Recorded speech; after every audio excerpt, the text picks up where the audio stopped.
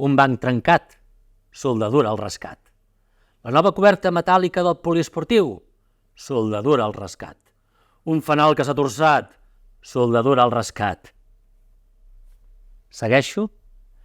Si et dediques al manteniment d'edificis i instal·lacions, no cal que t'expliqui com n'és important dominar la soldadura elèctrica.